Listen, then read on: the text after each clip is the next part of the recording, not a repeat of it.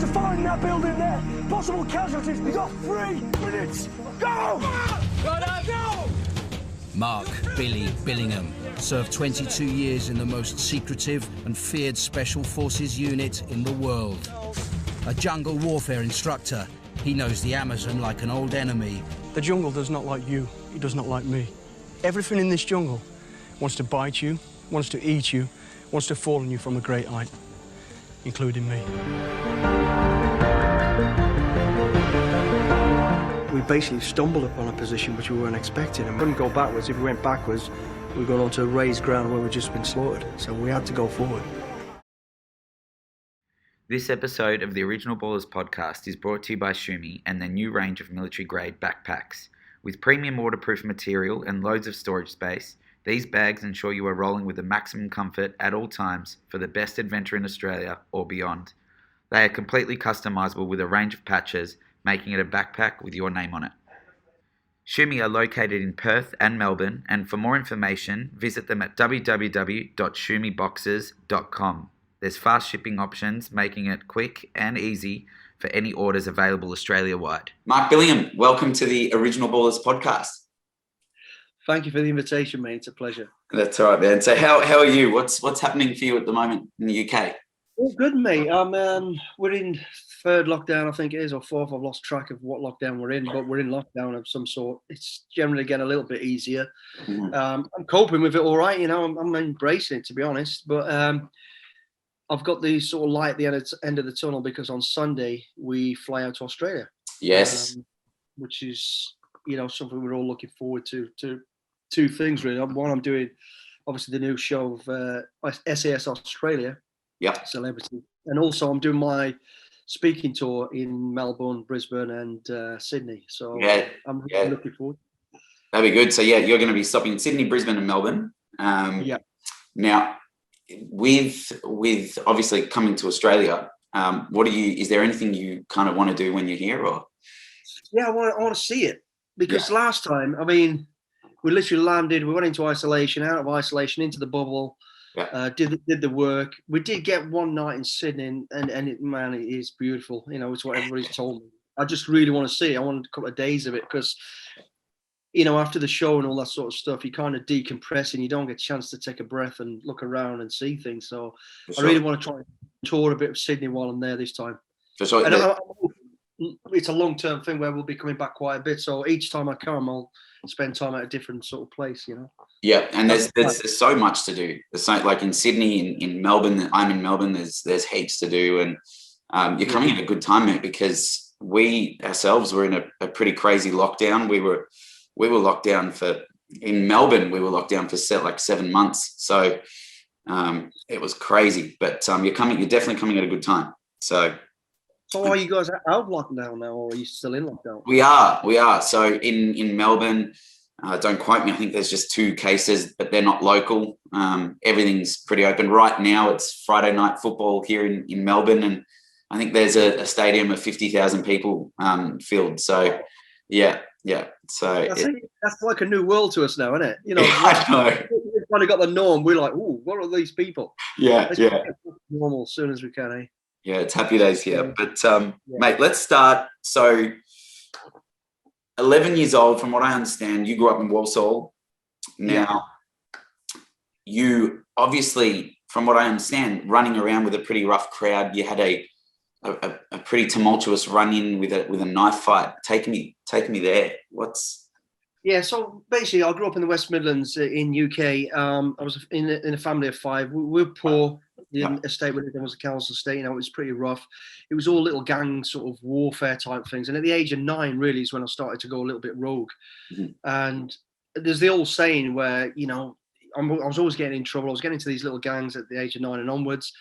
And you've probably heard the saying, you know, where people go, "Oh, yeah, he got in with the wrong crowd." But to be honest, I actually knew I was the wrong crowd. I was, even at that age, I was sort of striving to want to be somebody. I was a middle child. Mm-hmm. That has a middle child syndrome, and I wanted to be something. And what I thought was the right thing was to be this little tough guy, you know. Yeah. I was getting into trouble, getting into fights, I was stealing, I was doing all this sort of stuff. And then at the age of 11, I ended up in court for ABH, CBH at the age of 11, you know, which was horrendous, really. Looking That's back, I'm not okay. doing any of this. It's terrible, but Yeah. I will tell you because to say to people, it's not the way to go. And then at the age of 13, I was rogue at school. I glued the maths teacher to the chair, and that didn't go down too well. So I got expelled from school. Mhm. And then at 15, I ended up in a fight, and I got stabbed. Yeah, I got Yeah. stabbed in the back. Gee. And I think that was a real turning point for me. I had a few little turning points and a little bit of, I met influential people along this little journey in the cadets and the boxing who kind of helped me. Mhm. But I kept going rogue. And then I think this was really, And that- my life did flash before me. And I remember crawling back to the house and collapsing in front of my mother on the floor, and there's blood everywhere and all this stuff. And that was the last I remembered about most of that. that is And then when I was starting to recover, I thought, right, I've got to get out of this. I've got to get away from this gang mentality, this stupidity.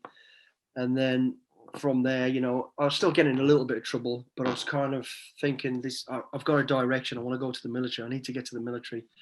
In between that, I got a job in a factory, 15 and a half, 16. Yes. Illegal. Yeah. Yeah. Working 12-hour shifts in an electroplating company. And I was getting £80 a week. That was in the 80s, early 80s. Yeah. So I was getting more money than my mum, and I was taking it to my mum. But it was totally illegal. And one night I had an accident. And in between all this, I kind of stayed on the straight and narrow. I'd applied for the army, and I was due to get a chance to go in as a junior leader at the age of 16. Yeah. And this one night working in the factory, I had an accident, and I ended up falling into a vat of caustic soda, which to this day, how I got it, I don't know. But that burnt all the skin off my legs. Long story short, I ended up, having to lie to say I broke into the factory so people didn't get sacked. Yeah. Because it was illegal. And it stopped me going into the military because of the injuries. I couldn't now, at the age, I was now turning 16 and my legs were too bad. This is no, you got to come back in in a year's time. Mm-hmm. So that's what happened. So after that injury, it delayed me getting into the military, but eventually I got into the military. But that childhood, and don't get me wrong, I had a very loving family. My dad was awesome, my mum was awesome, but they couldn't control me because, like I said, we were a poor family. Mum worked 12-hour shifts, dad worked 12-hour shifts. Yeah. And so one was doing nights, one was doing, and I was, but the rest of the family, so I kept it together. I was striving to be somebody, and I was going the right direction, and I was getting, I was the one causing the trouble without a doubt, and I knew it. Yeah, and I guess that I've actually heard recently. I've been watching a lot of Anthony Joshua interviews, and even AJ when he was younger, he was saying, if I didn't get into boxing, he would have been in trouble as well. What is it about boxing that seems to bring in that focus? What is it? It's funny, isn't it? Because people go, boxing, you don't want to go into boxing because it's brutality. It's fine. It's not. And this text, you've just took me back to the start, really, 9 years old, where I don't know if you've read the book or anything, but I stole an old man. That's what we used to do, is still trill beat. And I don't know to this day why we did it. So I stole this hat, ran away, and the old fella, 70-something, chased me, caught me.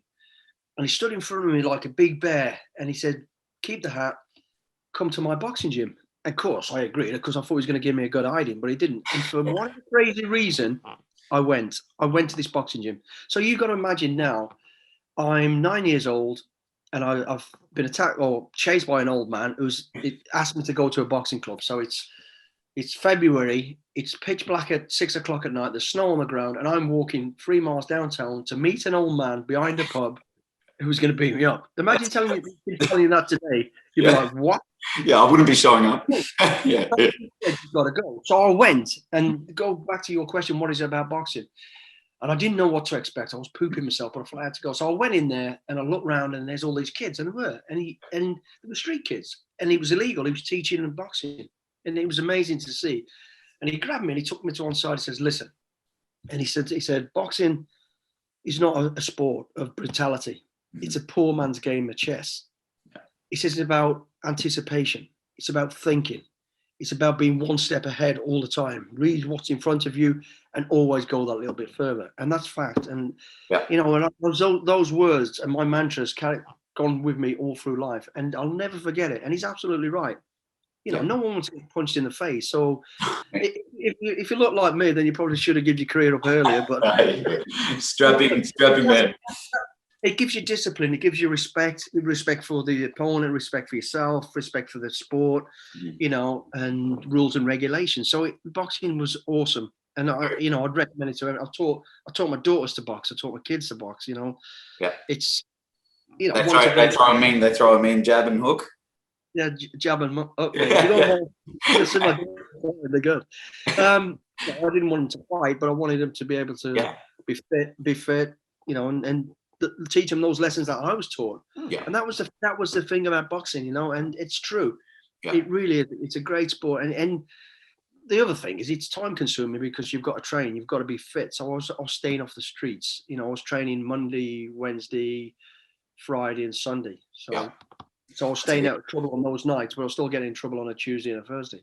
Yeah, well, like I said, because even AJ said it, and then obviously you've got like Tyson Fury that also had, you know, went through quite a bit, and boxing for him was his turning point once again. But I guess that's kind of poetic though, because that scenario of a game of chess and anticipation, that obviously would have fueled you in your career, which is a very illustrious and well-decorated career. But that boxing mentality, you definitely would have carried with you into the army as well. Absolutely, mate. That discipline, those lessons, those words, it is. You use an element. I've used it all the way through my military career, on the battlefield, in combat. There's a little bit of something that you use all the time, you know, reading what's in front of you, coming up with a different option, you know, and it does. And that's where it started. And you tuned it a lot finer and adapted it to where it needed to be in the role that I was doing. Even when I left the military, you know, into the BG world and all that, I used those same skills, but just toned down a bit and then a little bit different. But it's those ingredients were something that you'll take with you for the rest of your life, and you use them where necessary, you know, you just got to adapt them slightly. Yeah, definitely. And I don't think people really appreciate the actual mental kind of prowess you've got to have when you're boxing. It's a lot of thought. It's your footwork. It's your breathing. It's your feet and your mind will get you in or out of trouble. You'll win that fight. I could tell if I was going to win the fight from the first second I squared up to him, you know, before I'd even throw a punch. It was just that confidence. I felt good. I was ready to get on my toes. You know, as soon as you got too cocky, too confident, complacent, you get caught out. And that's when and boxing again sort of teaches you all that and gets you to, you know, to sort of muscle memory those skills. So, you know, I recommend it to everybody. And it was that during my childhood that sort of, you know, kept me going. But it also, I did use the boxing in my fighting outside of it, which is another thing. But definitely in the sense, your childhood, I don't know much about Walsall, but it sounds like when you were growing up, it might have been a very rough area. But in a sense, was there a scenario where, because I feel as though for someone to say, okay, I'm ready, I want to go to the army, was there a sense of like you wanted to either explore different worlds, you wanted to kind of prove to yourself something, you wanted to prove to other people something else? What was it that kind of was that catalyst? It was a combination of everything you just said there, but I think the key one was I knew I had to get out of Walsall. Okay. I had to have a change of environment, I had to be around different people, different mentality, and I had to challenge myself. That was one. That was a key ingredient. The other things were exactly like you said there. I wanted to prove myself. I wanted to prove to my dad I'm not the little shit that I've been all through my childhood. I want to do something. I want to do it for him, my mum and dad, my family, and for me. I want to prove to him. And I didn't know whether I could do it. You know, and I just wanted to. I you know, as I grew through this childhood of trouble, I became one of the names. One of the, you know, and it wasn't the name. I realized it wasn't what I wanted. I mean, what really opened my eyes is after getting stabbed, of course. And then I thought, this ain't what I want. I need to get out of it. I've got to make something for myself. If I don't do it now, I know where I'm going to end up. I'm going to end up dead or in prison. You know, so I've got to do this.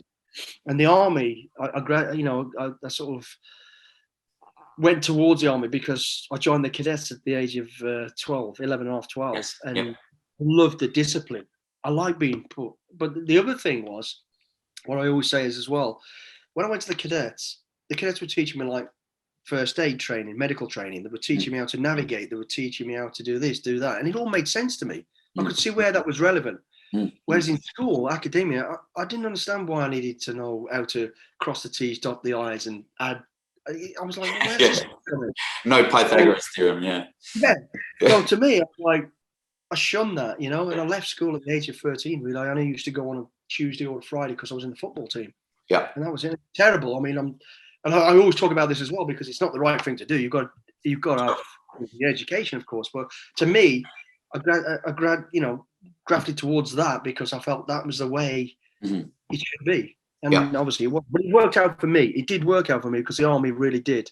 And I had a chat the other day, and people were saying, pick a word that sort of stands out in your childhood, and the word passed, because all through my school education, I never passed anything. I failed, failed. Then when I went to the army, passed. And as I heard the world, you passed this test, you passed. I grew with it. I grew confident. I started believing myself. Yeah. And thought, I'm where I need to be now. I can be somebody. I can do this. So I needed to get out of Walsall. I needed to get out of the Midlands for that reason, because it was stagnant. It's very easy just to fall back into the same old, you got this reputation, you got this name. Sure. And the only way out of it was a complete start. Get out of here, new life, and go for it. And now, again, that was a kind of a kick up the arse for me and a drive when it got tough in the army to keep going, because all I kept thinking about was, I can't go back to Walsall. I cannot go back to that lifestyle. But yeah, the people were good. They're good people, and it was just me. I just couldn't fit in and do the right thing. I just couldn't keep. And it's like that sense of validation. So that obviously not fitting in at school and not passing, but then entering the army and finding that you're getting validated and rewarded for the effort. That's a big thing too. So, you can't be good at everything. Some people are good at sports, some people are good at this, and as long as we all accept that, this mamby-pamby world we seem to be in at the minute, where let's give everybody a medal. That's silly. That's nonsense. You don't strive in. The kid that was a little bit bigger than me was brilliant at maths and English, and he's probably now an accountant making millions. I was never going to be that kid, but on the racetrack, he wasn't going to catch me. Yeah, true. You know what I mean? So it's all the courses, and you all fit in where you should fit in, I believe, anyway. Accordingly, yep. And I guess so.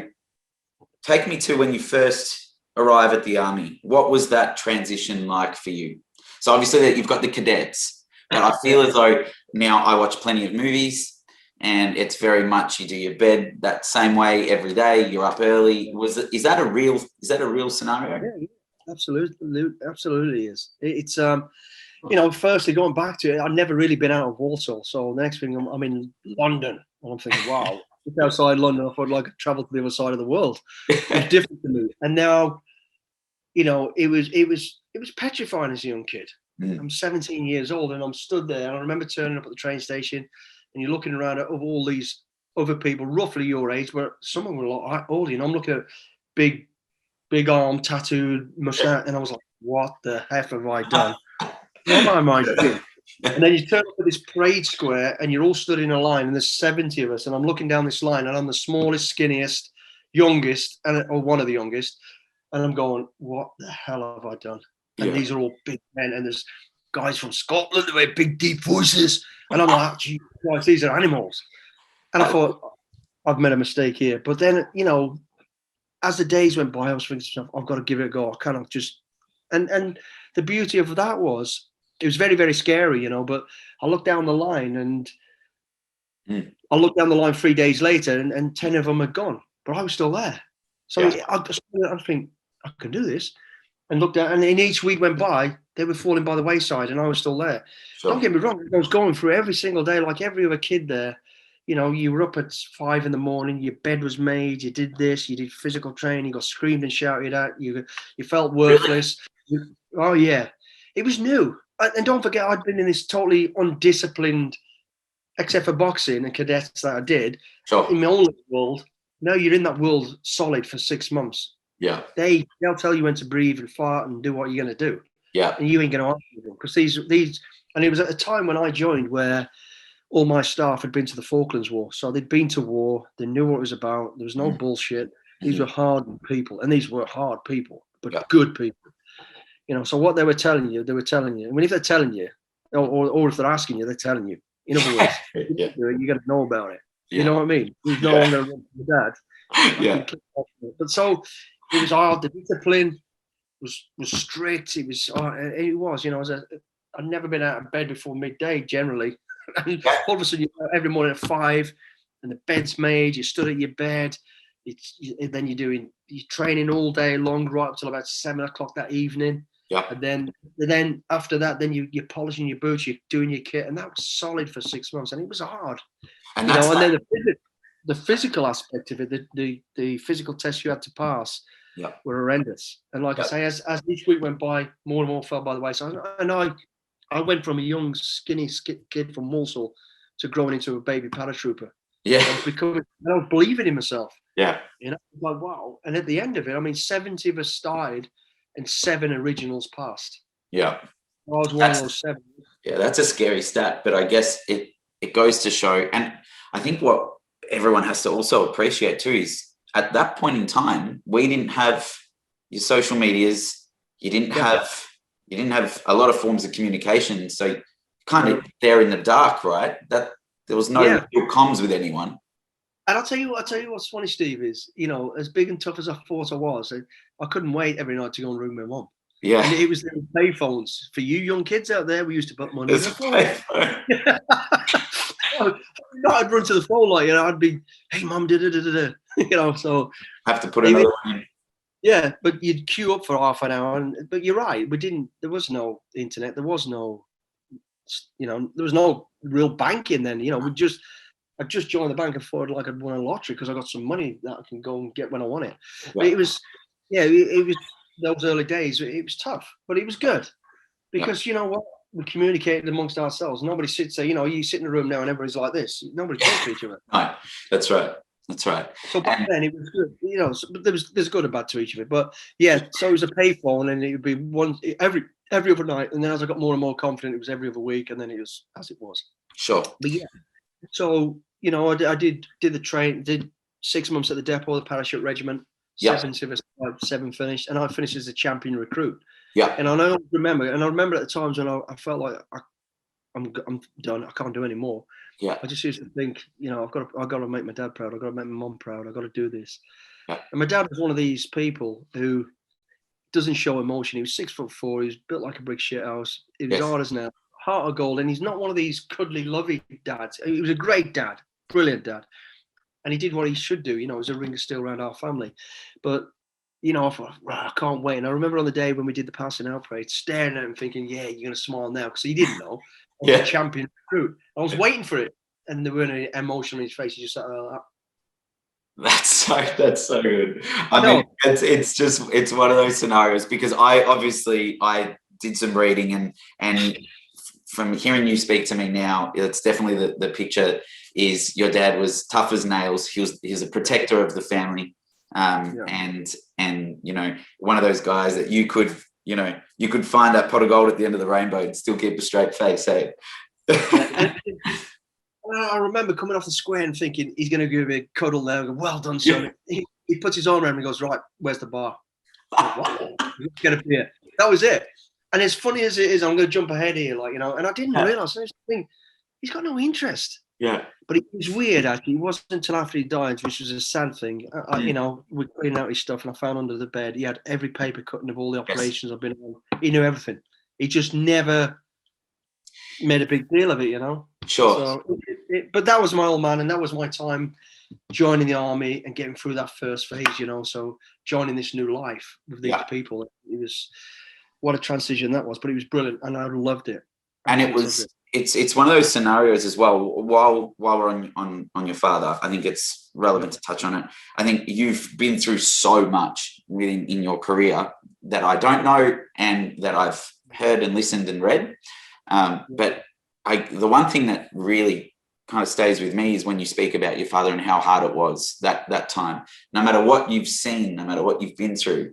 That connection, obviously being your father, losing your father, and then shortly after losing your mother as well. That must have been it's a tough gig. I'm kind of glad you brought that up because it's, you know, there's a big thing in the world, as you know now. Mental health's a massive problem, and it is. I'm not denying it is, and all the stuff I've done, I've been on the battlefields, I've seen friends die, and a lot of stuff, and I really have, and I think, geez, you know, but it's never really affected me that much. It didn't, because I kind of would sign up to it. We knew it could happen, and it did happen. I'm sure I have my moments, don't get me wrong, where a different sound or a smell will remind me of something, and you feel a bit down for a bit. But the only time I really felt like I probably had anything near to PTSD or felt mentally sad was when my dad passed. And I didn't realize how close we were, you know, until it was after. And then he passed away, and he was just that thought of, you know, I ain't going to be able to have an argument with him again. I ain't going to be able to. It was horrible. Yeah. So I kind of, and the reason it became such an hard thing for me was because my mum had had lung cancer for nearly 2 years. Oh, right. It was hard as nails, and it almost become a standard joke. You know, I used to come home on leave and stuff, and I go, "Mum, you still alive?" You know, make a joke of it. And she'd be like, "Oh, I'll be here till I want to be here," sort of thing. Anyway, and my dad was a big old bruiser. And then one night I'm lying in bed in Q8 and the phone rings middle of the night. And you always know you get a middle of the night call, you think, oh, shit. Yeah. And I pick it up and I expect my sister, who's hysterical, to say, hey, Mom's died, like, you know. I was expecting it. But when he came out with Dad's died, I was like, what did you say? Yeah. What? Yeah. We had no idea. Anyway, so yeah, my dad died, and then I did the eulogy, we buried him, and that was a time where I thought, what was my dad really like? Because you know, he missed this, he was always working, and then I realised how good he really was and what he really did and what the sacrifices he made. Anyway, and that he was keeping tabs on you. He was extremely proud. Finding the cutout under the bed. And I just wished I could have just sat with him and have a beer and tell him some of the stuff, because who cares? I can tell him. He's my dad. Yeah. And I'd like to off, you know, if I want to talk to anybody about all the real nitty gritty, it would have been him and my mum, you know. Anyway, so I didn't get that opportunity, unfortunately. So he passed away, and he was quite sad. And then 3 weeks later, you know, we'd buried him, we sorted the family out, we kind of grieving, getting on with it.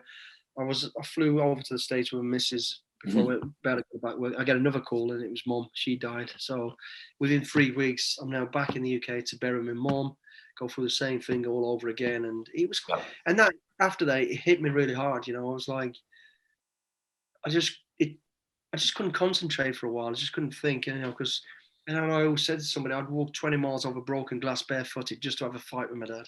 Yeah. If I could. You can't. It's gone. There's no better way to put that. So I would say to people, you know, put to bed your little grievances, put to bed your family's your family. You know, 100%. just make it work, because it's important. And you know, that was my sad time. I got a bit grey about it, a bit dark, a bit upset, but I moved on. You know what? I can't change it. Yeah. There's nothing I can do. I can remember the great things and learn from the stuff I need to learn from, and move on. Yeah. And you're not preaching to the choir here. I come from a Greek family, so you know, family's very, very, you know, everything. Oh yeah. But I guess let's go to the SAS. So this is something that blows my mind, because when I read everything about you and see you're practically one dog away from being like John Wick, the guy from that movie. It's like, it's insane.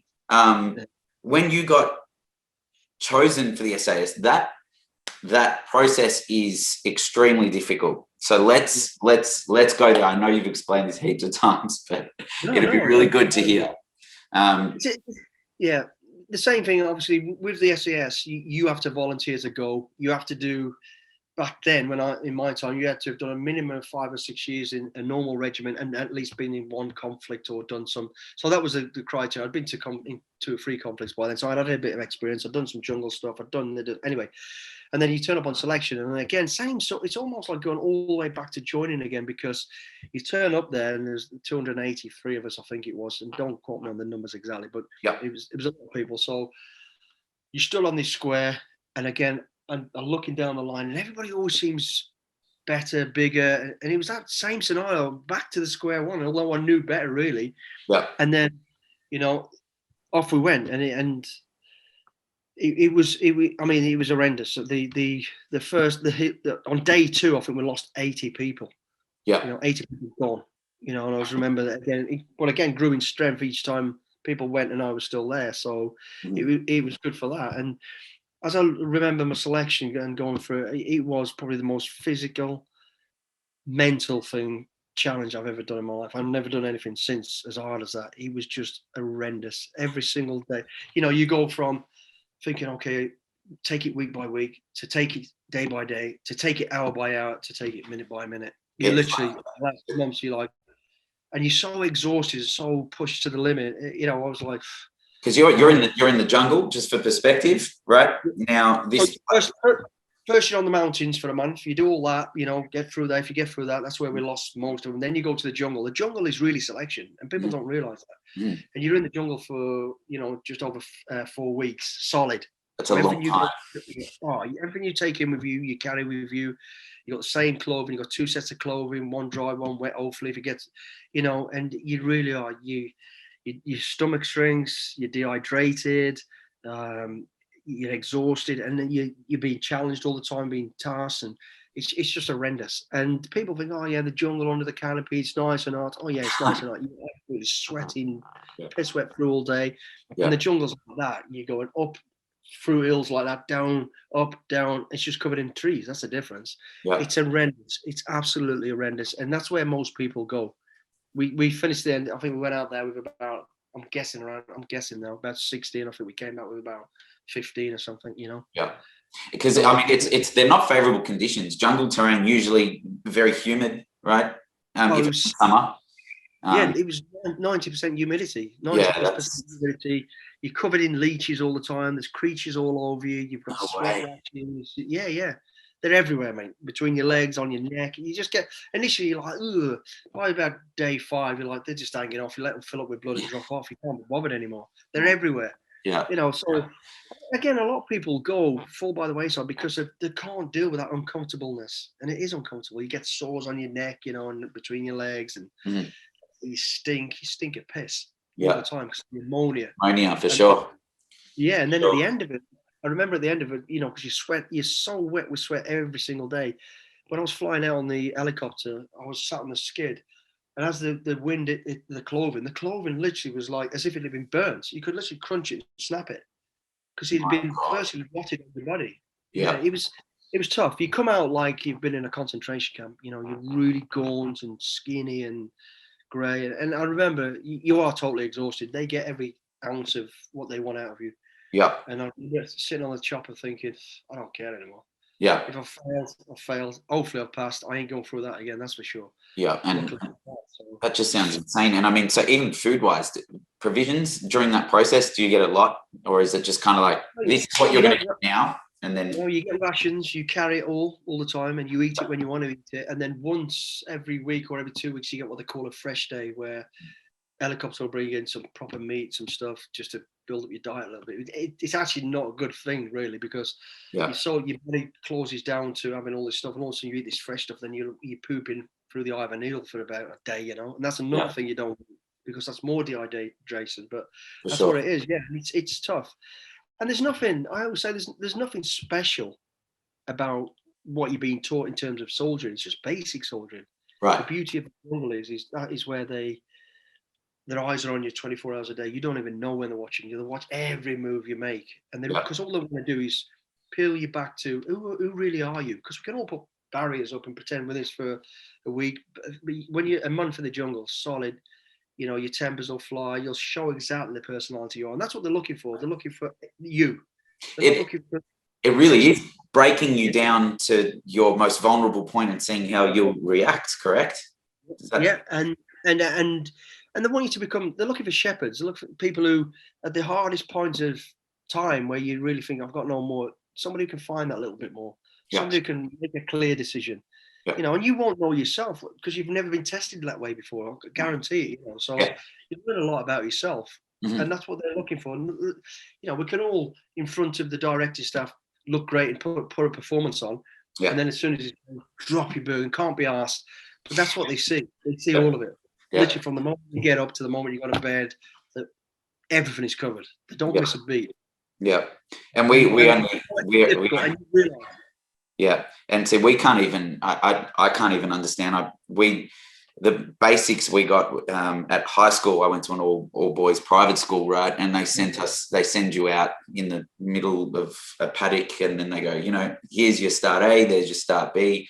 You got to get there. Here's your map. Here's your compass. Teach you how to light some firewood, but by no means, when you're in the jungle in the conditions you're in, surely you had it's a scenario where snakes, leeches, you know, even the humidity would be enough to break me. Like that would just, especially under heat, forget it. Like somebody said to me once, how could I train to go out to the jungle? I says, well, the best thing you could do, if you know, if you're going to do it on a military perspective, is put a house on your back, something that weighs the same as a house, go into a sauna, step up and down in the sauna constantly, and get somebody to keep smashing you in the face with sticks. That's a fair assessment. That's horrendous. Do that for 9 hours a day. So what was the worst of the worst in that jungle? Was there something for you that was just like, no, I'm not having a bar of this? I'll tell you what the worst is the unknown. Not being told doing all right or not doing all right, because you start to beat yourself up, you know, because you start to realize you are being watched all the time, you know, and then all of a sudden you'll sort of get down into what they call a fire position with your rifle, and you think, oh shit, I was a bit lazy there. Did he see it? And then you start going, oh God, I wonder if he's going to fail me because of this and that. So the worst thing is not knowing, because that's the way SAS selection is. Sure. They don't shout at you. They have to. And you're like, if you don't want to do it, no problem. Okay, give me your stuff, get on the helicopter, go. It's as simple as that. So it's not like your typical army where it's yelling and it's you're doing this. One of the biggest key things they're looking for there is self-motivation, because a lot of the stuff you're going to be doing is on your own. You could be out behind the enemy lines on your own, and there's going to be no one there to drag you by the hand and kick you up the arse. You've got to be able to get up and go and do it. You know, so that's what they're looking for. And they don't shout at you in any way at all. And you whenever you want to say enough is enough, they're nice about it. Go, okay, cheers, Steve, thank you, well done. Give us your rifle, give us your kit, off you go. It's as simple as that. On your way. Not, you can do this, blah, blah, blah. No, because that's not what we want. That's not what you're looking for. Not in the special forces. You've got to be able to get up and go in the hardest and craziest of times. You know, so that's what they're looking for. That's what I'm saying. It's not. There's nothing special about the soldiering stuff you do. Sure. They're looking at you. They're peeling you back to who are you? What are you? Can you be molded to what we want? And there's not one template either, you know, because they go, oh yeah, you got to be quiet, you got to do this, because there's aggressive roles. I fit an aggressive role. I don't fit sitting in the car watching somebody for 12 hours a day. That ain't me. I can't keep still. But some people can, and we need people who can do that, and we need people who can do that. So when you're looking at them, you go, okay, does he tick that box? But the key thing is he self-motivated? Is he honest? Has he got integrity? Is he willing to have a go, you know? And they're the sort of things you're looking for. Because I guess in those circumstances, a lot of those qualities are probably one of the first things to go. And that's... I guess that makes that selection process, which brings me, you said something about that interrogation process they put you through at the end. That must have been, what was that like? Horrible. Yeah. I mean, the only thing that keeps you really going is the fact that, you know, they're not going to kill you because it ain't real. Right. But it feels so real, you know, because at the time you get caught for the interrogation, you've already been on the run for a couple of weeks, you know, you probably, So you're on the run, but what's chasing you? Is people? Hunter force of people, you know, another military unit, and they're after you. They want to catch you. And dogs, helicopters. Oh yeah, it's like you're replicating being behind the enemy lines. Yeah. Being compromised and because they want you. They want you. You know, and for the hunter force that they use on selection to come and get you, if they don't catch you, they failed. They don't want to fail. Yeah, they're made to look useless, so they're after you. And they've got dogs, they've got, you know, vehicles, they've got helicopters, they've got everything. So you get set off on your own initially, or in your little team, and you're dressed in the old World War II kit. You got no food, you got nothing. You got a button compass, you got a sketch map, and you're doing 20, 30 kilometers a night, and you have to get there to the agent before you can go to the next one, because you don't know where you're going. So you have to get there. Right. So the hunter force don't know where the agents are. They know you're in that area somewhere, and it's over to them to find you, but they come for you. Yeah. They've got night vision kit. So it's kind of, it's exciting, but it's frightening as well at the same time. You know? It would be. So, you know, it's not being a kid again, though. You're on the run. You're sneaking through bushes. You're crawling through rivers. You're crossing rivers. You're doing this, and you're being chased. You know, you hear the dogs barking behind you. You see the helicopters spinning overhead with the lights on. You're like hiding. So you're on the run. And if you've had a tough time, which a lot of you do, you know, you've had no food, generally no food, after a couple of potatoes you've pulled up in a field, or some carrots or something, whatever you've got, or you might be able to bump into somebody and get an hand out, whatever. So you've done that for 2 weeks, so you're already sleep deprived, food deprived. You know, you're tired, you're exhausted, and then you go into the phase of being captured, and it's horrendous. Yeah. It is horrendous. You know, they treat it very real. They play with your mind. They do the soft approach, the hard approach, and again, it's over a long period of time. You know, it's not like you see on the show. It's like 36 41 hours. Yeah. Being in stress positions, being dragged around, being beasted, being questioned, and you know, and again, so you're already exhausted by the time of it. You're hallucinating. You know, towards the end, you're like, "Geez, did I just say something?" And I remember towards the end of mine, I had a big guy, horrible bloke with a big ginger beard. Yeah. As soon as I went, the hood came off. He's in my face, and he's shouting at me, and he's spitting all over me, and he's obviously been eating garlic because he's stinking. I'm like, "Jeez." And then the next thing, you know, he's sat in a bath. He sat in a bath naked with a book. And I'm like, "Geez, what's just happened?" He wasn't. He was actually he'd got behind a table, but my head was going all over the place. And I was like, "Geez, this is towards the end." So tired. Yeah, your mind just goes haywire. And you've got to take that deep breath and get yourself together and just keep your mouth shut. Because then, you know, he'll say something, you think, did I just, you can't even remember what you've said. It's horrendous.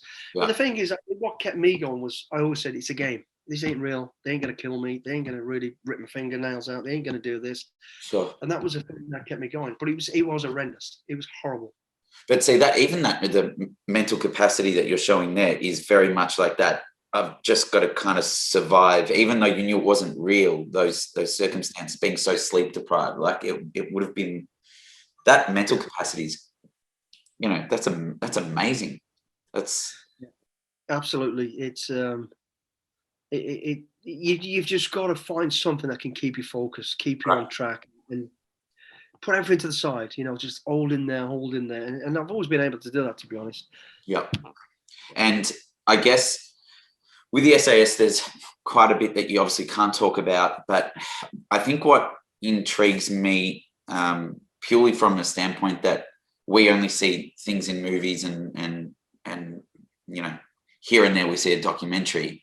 When you're in and I'm really intrigued by this, a hostage like situation, do you have like a scenario where, I guess, do you form like there's no personal relationship with the hostage, so you're just sitting there kind of like trying to plan to free someone? But I guess in this instance, is it like a game of chess scenario, a hostage situation? Like, what's that like? You kind of do have a personal thing for them, because, you know, sure. you start to realize what this person's going through. Right. Yeah. You do. I mean, you don't get too emotional about it. You put your emotions to a side, but you do. You go, you know, and it gives you that incentive. Not that you need an incentive to let's get this done. Let's get this guy out. We've got it all, this girl, whatever it is. Let's save this person's life. Mm-hmm. You know, and because you just know in your mind it's always a matter of time. You know, time is the biggest thing that's going to be enemy against us. Yeah. So you've got that in your mind, and then you've got to stay focused. Go, okay, he's there. They're there. This is it. Let's work backwards. What are the timelines? What are the deadlines? And let's get this together. Let's get ourselves together and go for it. And there is no greater feeling in the world when you succeed. Yeah. You know, because I'll tell you right now, every time you do, the chips are against you. Everything is against you. Yeah. You know, and then you get in there and you see that face, you get them out, and you think, wow. Yeah, that's amazing. One lucky person, but that is amazing. And I guess I read somewhere in 2005, obviously London terror attacks, you were a ground commander. What does that entail? What does a ground commander? It's organising all the you know, your small groups of people to go hunting for whatever the problem is left, you know, the rest of the terror or whatever it needs to be done. So it was a case of the scenario had happened, you know, the London bombs all happened. So you go, right, bang, you're into it. And you're looking for solutions. You look, where do we start? We start here, we start there, working alongside the police and all the other agencies. And then we deploy the troops going and looking to stop what was expected was another attack, you know, which was about to possibly going to happen. So we're as quickly as we can looking at the situation, finding out, using the intel we've got, and what do we do next? Go hunting for the rest of the teams and all the rest of it. And that's exactly what it was. It was controlling all that. Right. And being part of those teams to go after the other units that belong. So it's very much a process where I think I read somewhere as well, it's not always about being the biggest dude in the room and being the scariest room in the with the tats. Yeah. It's about, in these instances, you need to be quite calm. How do you stay calm in these scenarios? I mean, I am, we're all different type of people and different type of leaders. I'm a crisis manager. I like, when things happen in front of me, I can think straight and go bang, bang, bang, this is how I need to do it. Yeah. I don't like having to plan for too long. So you start making it difficult. If we're planning to cross the border into another foreign country, you start thinking about, what if this happens? What if that happens? What if this happens? I like it when it just happens. And when the London bombings happened, it just happened. We weren't really ready for it. So we were bang, let's go. So as it's happening, I just literally take a breath and go, okay, stop. What are the facts? What do we need to do? What's the crocodile closest to the boat? What are we going to do first? Yeah. And I've always had that sort of process in my head. Go bang, done. Let's do this. Boom, boom, boom, boom. So it's just about, I don't know. It's just about staying focused. Put all emotions and everything else to the side, and just, what am I after? What are we doing? Mm-hmm. And always start with the restrictions of furthest. What's the most dangerous thing to us? Is somebody going to get killed? Is this? So I always do. My mind just goes straight into that process every time. Yeah. And the big thing is, it's about your breathing. Just take a breath. Stop. Take a breath, as long as it'll allow you to do that. Right. Recalibrate. Think straight and sort it out. Make a decision and be confident about it. Yeah. Especially if you lead it, be confident, because if you ain't confident, the rest of them around you're going to go, oh, shit, what's going on here? And go bang, bang, bang. Make a decision and go with it. But don't be afraid to stop. Take and go, oh, when it starts to feel it ain't going right, you've got to have the balls and the courage and conviction to go, stop. Yeah. And I've always been able to do that, Yeah. And I definitely understand from your point that I've also read is that there's been many times where you've probably thought that you weren't going to come out of something alive. And it's one of those scenarios where you kind of risk it all, but that risk management and assessing is so crucial. And like we being so domesticated, we obviously can't see that, but from your point of view, it's definitely crazy. But I also want to know, when you get selected for the SAS, because it's such a tumultuous kind of like scenario where you have to go and you have to do all this stuff. How do they tell you that you've made it? Mate, it's the most sort of celebratory thing ever. Really? Yeah, you can't believe it, yeah. So you've gone through all this horrendous thing. There's no pre, there's none of that sort of stuff. Right. You get to the end of combat survival, and then you do a little bit of training, and then all of a sudden okay, guys, everybody down to the cinema or the auditorium. So you go in the auditorium, and in walk the regimental sergeant major and the commanding officer, and you go, okay, Billingham, pass. There you go. You're going to B squadron, mountain troop. Smith, you're going to D squadron. Oh. And that's it. And then you're like, okay. You're kidding. Go over to your training accommodation, pack all your kit, go over to B squadron block, meet the sergeant major, tell him you're joining mountain troop, and that's it. No. And you turn up at the squadron, and you feel like you've been there forever, because no one goes, hey, mate, well done, you're the new bloke. They're like, everybody's busy. You're sitting there having a brief, and they go, sergeant major, go, oh, come in. He goes, what's your name again? Billy. Hey, lads, this is Billy. Right, sit down. Okay, we've got this job on. Da, da, da, da. And they'll go around the room, and then even on that morning, they go, Billy, what's your idea about this? Then I'm like, no idea. And that's the world, and it's brilliant. Yeah. You just accepted, boom, you're into it. Yeah. There's no celebration. There ain't. I mean, your little group of people that have passed, you'll get like a weekend off or something. So you'll all get together and have a beer and celebrate amongst yourself. But there's no parade. There's no. Right. And it's crazy. That's crazy. It's crazy. There you go. Boom, B squad. And I guess with the SAS, so you spent so long there, and obviously your rank, you went from kind of like that person that started, but you ended up being the highest rank that you can possibly get as well. So you spent a lot of time there.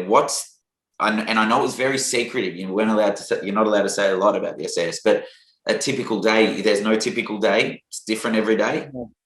There is a man. Probably the best way I can explain this to you is, it's a different world.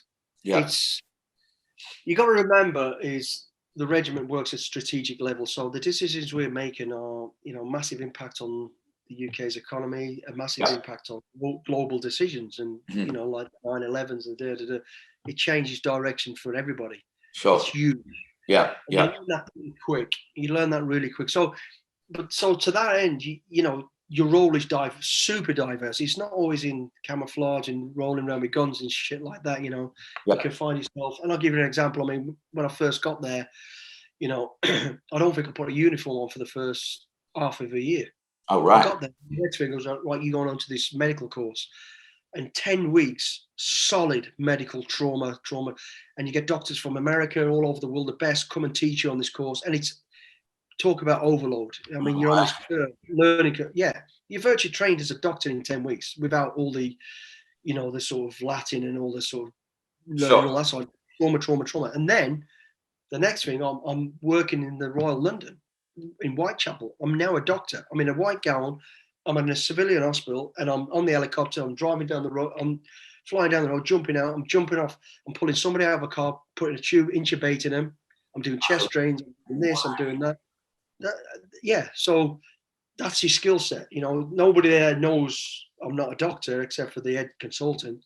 I'm an SAS operator, but that's the only way you can, because we have to be at that level, because you're beyond point, so you train for it, and I mean, I did everything, cut downs to anybody who's in the medical will know what I'm about, cut downs to intubation, open heart, tamponade heart, dealing with somebody with heart. Anyway, so you do all these skills. So there's like my first month and a half or so in the regiment. Sure. And now I'll come back from that. Then all of a sudden you deployed somewhere in Europe on an operation for about 10 or 8 days. Yeah. A country I've never been to, never heard of. Yeah. And you're in doing some great stuff. Wow, where did that come from? And then next thing you're back out the uniform again. And now I'm in London again on a language course to be an interpreter or, become a linguist for a language I didn't even know it existed. That's crazy. Because then you're doing this, and then you're off, you're on operations, and your squadron goes around a circle of standby, immediate, and you're always away. You got to remember, when I joined the regiment, I think we were at war all the time, somewhere around the globe. The world was mad. Yeah, because that time that you're in the regiment, it was a very hostile time. And yeah, it was. Yeah, I mean, I always say I've been in every conflict except for the 1982. I haven't been in every conflict, but I've been in most, all over Europe, all over, the Middle East, Africa, and places I can't even mention. Yeah. It was constantly on a foot roll, war rolls, rolling, and that's what you join for. And yeah. We're not warmongers. We don't want to see suffering. But sure. You're there to do, Yeah. That's what I loved about the regiment. One of the biggest things about the regiment and the military, in fact, is it's about hearts and minds. Yeah. It's about making a decision, saving people and changing things and making things better. And the things we got involved in, I wish I could talk about. You can't. It's just horrendous. You wouldn't believe half of it. And it's not all conflict and war, natural disasters as well. You're out there supporting and helping people with that because of the skill sets and the reach that you have. But it's generally something at a global, a strategic level, Sure. that makes changes world policies. And it comes back to the point, you're mostly reactive most of the time, but you're put in a position where you're being reactive, but you have to actually be proactive as well. Yeah. That's nuts. It's always immediate action. You're in there, you do it, and then you've done that bit. Then you've got to make the next lot of decisions. It's not just a case of you've gone in, you stop the problem. Now there's solutions. So it's the longevity of all that, and I wouldn't swap it for anything in the world. But it was hard. It was tough. It was particularly tough on families, all our families. Yeah. You alluded to. I can give you a handful of times when how the hell did I get out of that, or we get out of that? Yeah. And in the grace of God, or because we were meant to, I suppose. And there's an element of luck as well with everything you do. Sure. From being shot at to being blown up to being whatever. It was a crazy world, And I say I'd always like to do it again. Maybe I wouldn't, because I probably wouldn't be as lucky. I don't know. Yeah. But, and I guess on the family token as well, I do understand it would have been hard on family, because you're kind of like you're away for a long time, right? Yeah, and you never know when you're going to be away, where you're going to be away, and communication gets cut massively because the secrecy of what you're doing. So for the poor families, you know, and to be looking back on it now, we become very selfish. Mm-hmm. However, having said that, it's for a reason, because if we don't focus and we don't get it done, the job doesn't get done, and no one else is going to do it. Mm. But for the poor families, you know, they kind of get a rough idea. They know there's war in the Middle East. They know you're out somewhere like that. So they're watching the TV every night, thinking, "I wonder if I'm going to hear something, and that's Dad. I wonder if this, you know." Yeah, is he there? Like, is he? Yeah, yeah. You know, I remember one situation where I was home and I was sat with my kids, and they knew a particular friend of mine, and we were watching the news, and it was a war somewhere, and there's the body being brought off, and my daughter went, "Dad, that's so and so," and it was. Yeah. And I thought, that's when it clicked home to me, and thinking, geez, they must be doing this every time I'm away, you know. So there's a lot of sacrifice, and to be honest, the families and the wives, girlfriends, and all that, they're the true heroes in all this. We do our job. We got paid to do it. We go out there to do it. We volunteer to do it. Yeah. You know, don't get me wrong. We love it. We enjoy it, and it needs doing. But they're the people that never really get mentioned. But they're the ones who are your families and your close friends and your friends who are supporting you and supporting your family your way, because you have to become selfish. You have to, you know, that's why a lot of people can't do that job and won't do that job. You've got to be the right person for it. Yeah, for sure. And I know we won't talk about like missions or anything like that, but I'm intrigued by the Middle East during the time where everything's very hostile. Is it as the movies portray and a lot of media portray your day, like the day-to-day living dangers? Yeah, it was horrendous, you know, from the moment getting into the country, getting out of the country, moving around the country. It was horrendous. You're on borrowed time all the time. You never know. Yeah. You know, there's people getting killed all the time. There's bombs. There's attacks. It was mayhem. It was crazy. Yeah. You know, and I don't want to get the political side of it. Sure. What was wrong, but being out there was dangerous. You literally every day you went out, every night you went out, you'd be like, this might be the last time. Yeah. So just it was, you know, you're up against suicide bombers. You're up against people who don't care about life.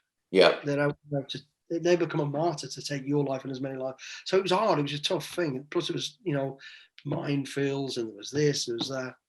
But you know, you train for these people say, "Oh yeah, but you train for it." You train to a degree for stuff. There's some of the stuff you're not, of course, you're not trained to be. Yeah, 100%. But so it was tough. It was. It's portrayed pretty well in some films that I've seen. It was hard. It was really tough. And you can see, you know, why people are suffering a little bit with the mental thing at the end, which could have been avoided. I think if the military had been a little bit better about decompressing and taking care of people when they come back from operations, which I think they may well be now. Yeah. Then I don't think they have so much problem. But because that's an interesting point, because I remember, I think you said you didn't get time to decompress when you were on the next operation. We were away again. Yeah. You know, it wasn't the regiment's fault. It wasn't so much the military. It was the tempo of what was going on in the world. You know, we didn't have the numbers to give you a break and send the next lot. You're off. You bang, bang, bang. And at the time, we loved it. It's what we wanted. We thought we needed that. You know. But I think at the end of the day, I mean, even towards as you start to change roles, because there's only so long you can be in what they call a Sabre squadron, where it's full on. Then you move out to a training wing type job and settle down a little bit. I think at that period there is probably when they should look at, they maybe do, I don't know now, but look at soldiers and see how they are mentally and physically and make sure that everything's tickety-boo, you know, and especially when you leave. Yeah. Which is a bad thing, actually. When you leave, that's it. I mean, but then again, I signed up to the crazy train. I got on the crazy train. I did the stuff, got off the crazy train. That was it. It would be nice, you know, somebody from the regiment, just to every now and again send you a letter, say, "Hey, how's everything? Are you okay? Do you need anything?" I know that doesn't happen. Definitely hasn't happened with me. Yeah. Maybe they couldn't look after, because there are, you know, I see quite a few friends and older friends, regiment guys, who really are suffering. Yeah, because you talk about camaraderie, and obviously you spend so much time together. Is it still very strong even after you've left? Yeah, I mean, camaraderie from the day you join the military, from the guys I joined the parachute regiment years ago to now. You could meet them in a pub. I haven't seen them for 30 years, and you'll pick up the conversation like it was yesterday. That's true. You know, the mental, stupid little games and sort of crap that we get up to. Yeah. It's the humor is brilliant. The dark humor of a military person is amazing, and you need. I've always said, the best treatment for a soldier that's suffering is another soldier. Yeah. Because you can relate to stuff, and blokes will just take the piss out of you. Your leg can be hanging off. They'll be like, shut up, let's go for a beer. Yeah. That kind of. Yeah, but the camaraderie. Back to your question is, the camaraderie. It's great. It's good. It's second to none. Yeah, and I guess it's because you spend so much time together. But and obviously you do all these crazy things together. But what's it like? It's a hot topic here in Australia at the moment, all for the wrong reasons, the royal family. But what's it like meeting the Queen? I love it. I'm very patriotic, very much. I love the monarchy. I think she's awesome. Mm-hmm. I've met her a few times, but she's just, it's your mum. Yeah.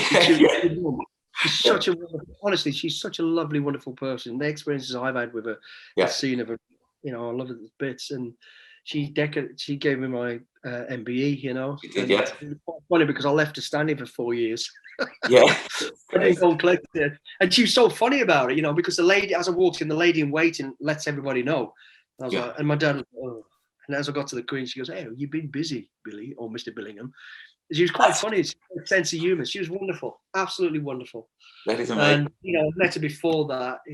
She came to camp a few times, and she's just down to earth, a really lovely person. Yeah, and it was, it was one of the proudest moments of my life to have my mum and dad there and be decorated by the Queen. So, and surely your dad cracked that had to crack a smile there. There had to be one there. It's funny because I talk about it on my thing. I won't go too deep into it. The way that all came back, it's hilarious, And it cracked a smile. But there's a funny side to it which I'll share when I do my talks. It's hilarious actually. Yeah. But it was for me more than anything. It was because they died not long after that anyway. So I managed to get that in. So that was a good thing. And I guess being awarded the MBE, that's kind of one of the most illustrious awards you can actually be awarded in the well, there's many bravery type things. I mean, that was a lovely thing to receive, And when you get these medals, the thing that people don't realise, that isn't just me. I wear that medal for my team. I didn't get to there and do that without them. They you don't. So that medal is a shared medal for everybody that I worked with on operations and did stuff with. So, but I'm just proud enough the leader at that time to do my little bit and receive it. So as you should. And mate, I guess another thing I'm interested in is we'll get to being a bodyguard for all the celebs, but applying what you learned in all your years at the SAS, at the military, do you use a lot of it now, even when just generally day to day? Everything, yeah. Just your general basic planning to organizing, checking, doing things, smelling a rat from a mile off. You can pick up. It's it's instinctive. It happens. You're about with the missions. Goes, your head doesn't sit still. You're like whatever, without getting ridiculous. I mean, I'm not. There's a terrorist around every corner. You just die. More aware about things. You've heard every bullshit story of my years before. You've seen it all. You've had the experience, so you can see through people. You can see through situations. And I love sitting down, having a coffee, and reading people. You can work so much out just from all the stuff that you've learned. It's So you use your skills in everything you do. From doing your fitness in the morning to packing your kit to answering the phone to doing this. There's mannerisms and there's ways, and some of it's good, some of it ain't so good. Military people can come across a bit abrupt, and sometimes I do, I guess. But you do use, and again, as before we move on to the celebrity stuff, everything I did in the celebrity world came from my military world. It was just a case of changing and toning it down a little bit. So every single day you use those skills. Yeah, and I guess because, mate, your work with the celebs, it reminded me of kind of like one of my favourite films, which is The Bodyguard with Kevin Costner. That's like nuts. Just reminded me of that. But so how did you meet Tom Cruise? I know how you met him, but how did you meet him? I was about to leave the military. I was actually moonlighting, if I'm honest. And a mate of mine, he ran a lot of the security and provided all the BGs for the VIPs. He's an ex-SAS guy as well. Mhm. He just said to me, he goes, I was looking at, you know, I was in my 20 some odd years in the regiment now. I was ready to leave anyway. I'd done a long time, and I was thinking about it. Mhm. So on the weekends off, when we did get weekends off or a bit of leave, I'd do a little bit of security work as well to help him out. And he gave me a call. He says, hey, how do you fancy taking care of a celebrity for me? He's going to be in Rome, da-di-da-di-da. I says, yeah, who is it? And he says, Tom Cruise. I went, yeah, no problem at all. And that's how it came about, through literally a word of mouth phone call. Next thing, I'm on a plane flying out to Rome to meet Tom Cruise. Never met him in my life, you know. And so I got out there early, did my recce's, checked everything out, checked the hotel, checked where the drivers are, got everything ready, and then went off and met him. And again, weirdly, it was when I met him, it was like I'd known him. It was just no barriers, like, you know, very confident, very, you know, you get those awkward moments sometimes. None of that. Yeah, right. Really? Straight in there. He clocked me, he came into a private airport. So I met him on the tarmac side, and he straight away goes, you're Billy. I goes, yeah, you're Tom. Yeah. Then chatted, and I says, okay, here's the deal. This is what's happening. I took over demanded the conversation because this is what's going to happen. I says, for security reasons, I says, anything you want to do, let me know. But if, and he was really respectful. He goes, yeah. He goes, all I need to do is hopefully get this done, this done, this done. I says, where I can facilitate that, well, I will. If I can't, we'll find another way. But if I say it's a security, it's a problem, you listen. He goes, yeah, 100%. And it was great. And it was really nice. And the first thing I remember was waiting to meet him, thinking, because everyone, how short he is. No, he wasn't. He wasn't that short. No, it's not. And I'll tell you what, he was in great shape as well, because he was actually working on a film called The Last Samurai. Great film. He filmed in New Zealand, actually. It was filmed in Really? New Zealand. Yeah, yeah. So he flew in through New Zealand, and he was, well, part of it was anyway. He was in good shape. He was good. And we had a real good rapport, you know. Mhm. He's the Bill, this. And yeah, we hit it off straight away. And So you that was have, the first time. and you have obviously the story with Penelope. Yeah. Which, So, I didn't get briefed on Penelope. I didn't know who Penelope was. I had no idea. yeah. So I meet Tom, and at the hotel at the time was a bunch of paparazzi, and they knew he was coming. They couldn't hide it. Yeah. So I spoke to the paparazzi guy and says, listen, if you guys don't play the game, I'm going to take him somewhere else. I couldn't, but they didn't know that. Yeah. So when I left the hotel to go and pick him up, some 2.5 hours later, the crowd at the hotel had doubled. It was like nearly 300 people. Because everyone found out. Paparazzi and fans, and I was like, shit. Yeah. And I warned him about this. I says, look, when we get there, stay in the car. I'll get out. Don't get out till I've sorted out promises. They know you're coming. So he's a bit pissed off about that. I said, well, you can't do anything about it. They're there. Mm-hmm. I says, just do as I ask you. And he says, yeah, no problem. So I told him, I said, yeah, there's about 50 people there. We get there, and there's now, he's looking at me, and I went, oh, fuck. Oh, shit. So I'll go, right, stay in the car. I'm really don't know what I'm going to do, to be honest. So I lock the door, get out, and I look for this guy that I spoke to earlier, this paparazzi guy. And there he was. And I said, I warned you. I'm going to take him to another hotel. And he shouted something in Italian. And I've never, honestly, Steve, it was hilarious. The whole crowd, it's like the part of the waves. Everybody just moved out of the way. Both sides, and a clear runway right down to the door. Yeah. And he's looking at me, I'm thinking, oh, yeah, this is good. I look at him, and he's like, how did you do that? I'm like, it's all good. Playing it cool.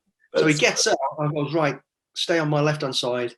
Don't go on there. Just walk with me. When we get before the door, you're going to have to do 10 seconds. Let them get the photographs because they're playing the game. That's it. He goes, yeah, whatever you think, no problem. So we walk down just before the doors, which is those bloody roundabout door things. I hate them. I can't stand them. I'm like a bloody monkey with a deck chair when you get to them things. I was dreading that. Yeah. So we get down there, we turn around, I get out of the way, he gets his photographs, and I was like, okay, that's enough.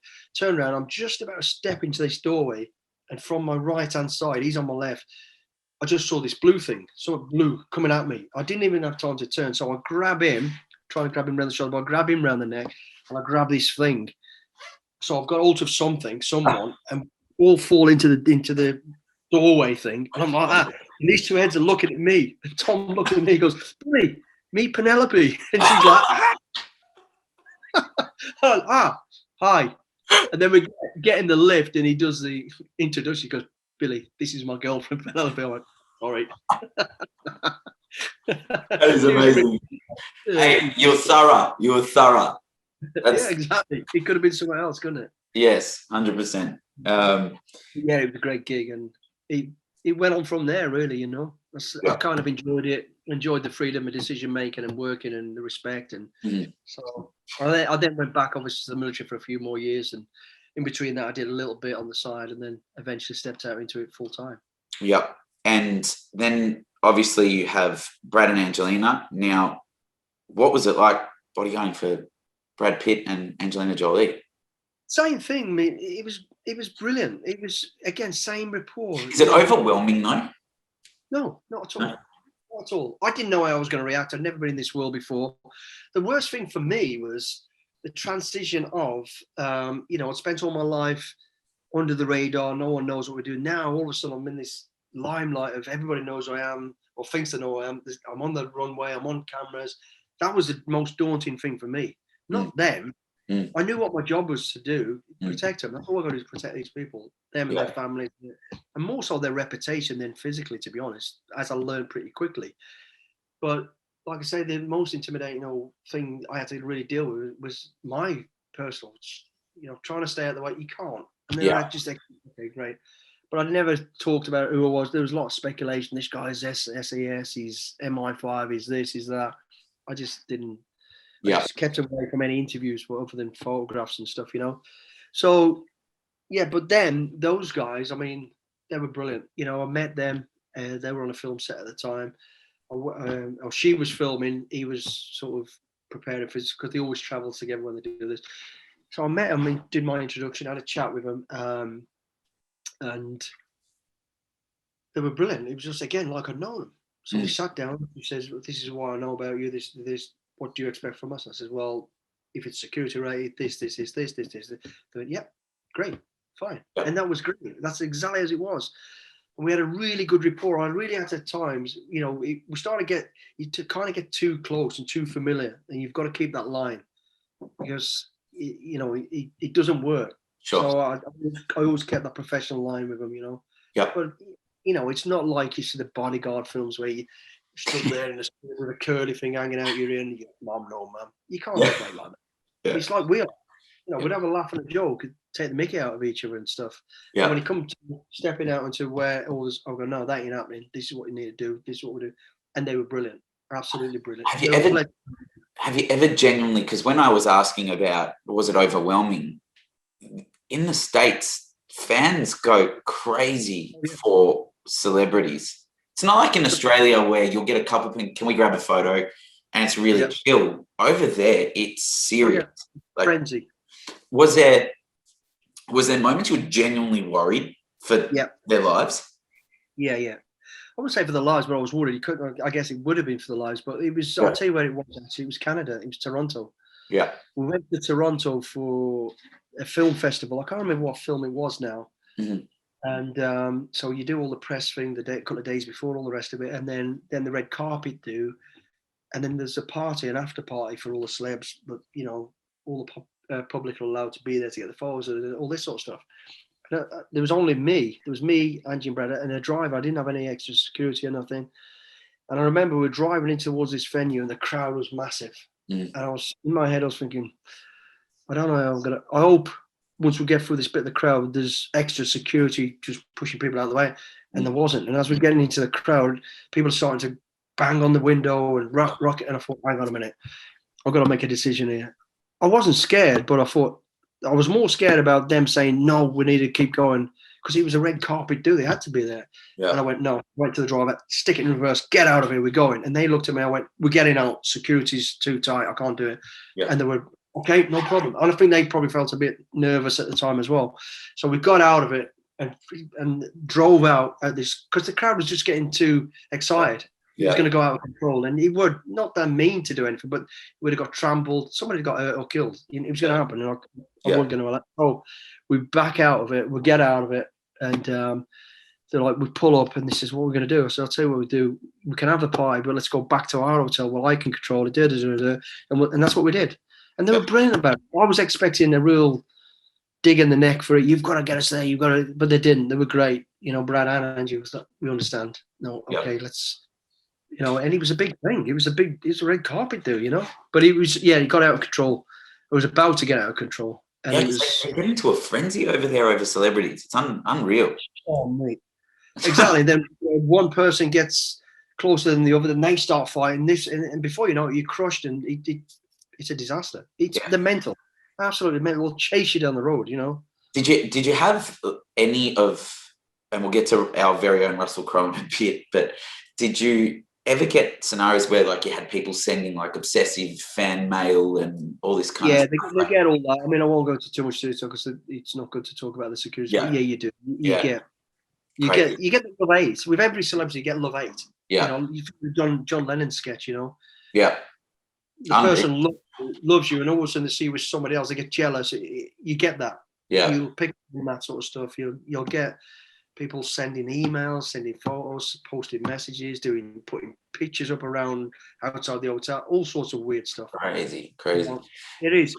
It's bonkers. You're like, geez. Yeah. Yeah. Now with Russell Crowe, you had a very different experience. It was. Crowe is brilliant. He's bonkers. I mean, you bodyguard for Crowe, you're there more to stop him fighting than anybody fighting him. Yeah. You know, he can look after himself. He's a big old lad, like, you know. You're there because you need security, because there's a million things going around. And you got the main thing you're protecting with somebody like him is his reputation. Yeah. So people don't get a picture of him being letting his hair down or doing this, and that's the sort of thing. But he can handle himself when he needs to, you know. Yeah. So I had great times with Russell. He's direct, he's straight, but again, very respectful. You know, when I said let's do, he was good with it. He just let his hair down now and again. Let's just say that. That is so good. Now, he was a pleasure to work with, mate, and he's a fucking good actor as well. He's really good at it. He's very humble. He's very humble. You know, he gets bad press like everybody gets bad press, but he gets good press. But it was a pleasure to work with. He was one of the lads. Yeah. You know, I knew if shit goes down, he'll probably be launching more people than we would. Yeah. Yeah. He needed to. He's he was good. He was, you know, he worked well. And I've done a few gigs with Russell in London and Manchester and stuff. Yeah. And I guess, and he's hands down one of the best actors Australia's produced. He's been he is. I mean, you go, well, what's a good actor? Until you see them doing their job. Yeah. You know, and what people don't realise is he doesn't just sit there and read a script and then goes and does it. He's got the script in his head. He gets into character, but on the same time, he's then doing a load of charity stuff on. And I'm thinking, how can he remember all that? And he's doing this. Yeah. They are, how they don't freaking die of heart attack after about 10 years, I don't know, because they are full on. Yeah. And you realise these people work 16, 18 hours a day, which was a nightmare for me. Yeah. Because when they finish, I've still got 2 hours work. Yeah. Yeah.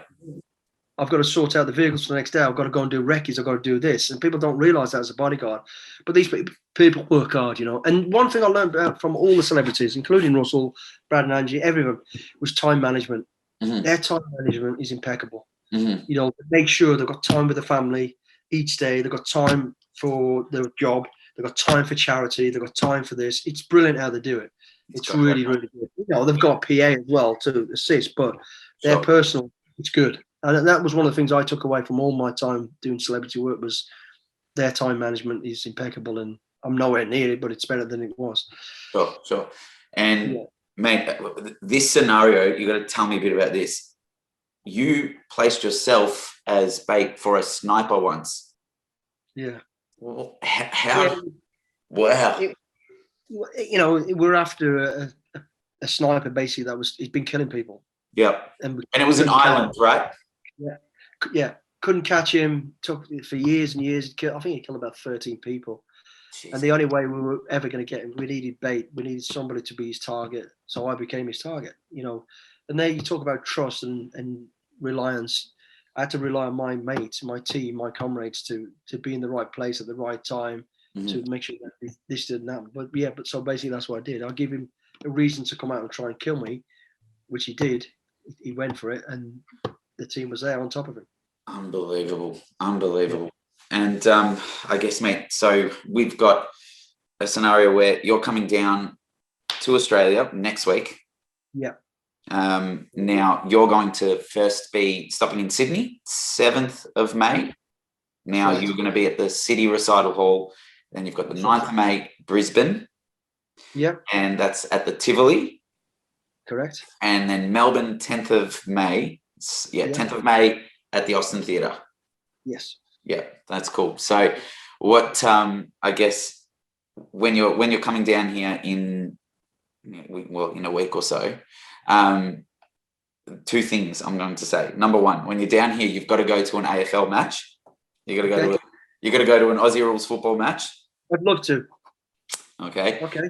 And second, when you come down to Melbourne, you've got to try some awesome coffee at Proud Mary. That's a spot. Yeah, Proud Mary. Proud Mary. That's the spot. But where's it? That's in a place called Proud Mary. Yeah. That's in a place called Collingwood. It's a great part of Melbourne. I didn't get time to do this because that is my talking to. So the day before or the day after, I'll definitely do it. I'll definitely go down there. For sure. Yeah. But I guess, man, I know you've got such a decorated career, but at the moment, life for you, family, everything is well. How's? Yeah, it's all good as it can be, mate. Yeah. It's good. My wife's away at the moment. She's in Haiti. Mm-hmm. We have a charity over there, and you do.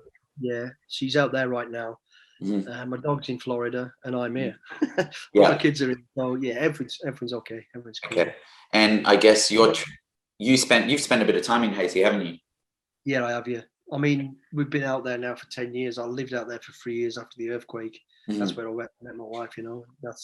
I have a charity basically. We have a charity we call it a turnkey solution to ending poverty. Three phases. Phase 1 and 2 is I raise the money and awareness for street kids to put them in education. So if we get the kids into education, get kids sponsored and all that sort of stuff, and want to go for it, and it's proper education. If they do all their education, then I sponsor the next phase, which is job training, and pay for that.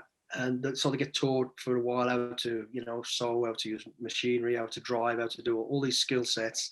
And then if they stay with that program, then they get a job. So it's complete.